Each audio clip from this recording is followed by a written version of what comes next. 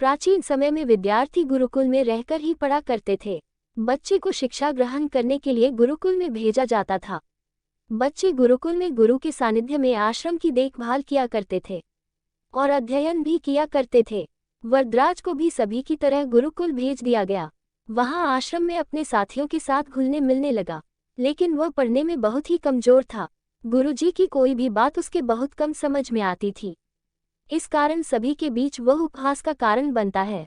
उसके सारे साथी अगली कक्षा में चले गए, लेकिन वो आगे नहीं बढ़ पाया। गुरुजी जी ने भी आखिर हार मानकर उसे बोला, बेटा वरदराज, मैंने सारे प्रयास करके देख लिए हैं।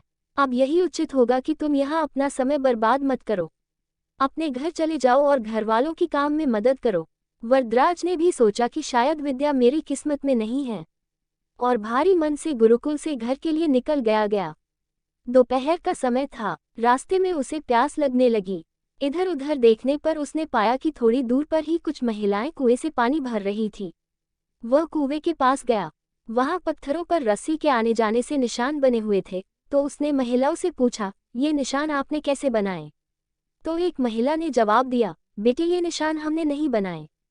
ये तो पानी खींचते समय इस कोमल रस्सी के बार बार आने जाने से ठोस पत्थर पर भी ऐसे निशान बन गए हैं। वरदराज सोच में पड़ गया। उसने विचार किया कि जब एक कोमल से रस्सी के बार बार आने जाने से एक ठोस पत्थर पर गहरे निशान बन सकते हैं, तो निरंतर अभ्यास से मैं विद्या ग्रहण क्यों नहीं कर सकता। वरदराज ढेर सारे उत्साह के साथ वापस गुरुकुल आया और अथक कड़ी मेहनत की। गुरुजी ने भी खुश होकर भरपूर सहयोग किया।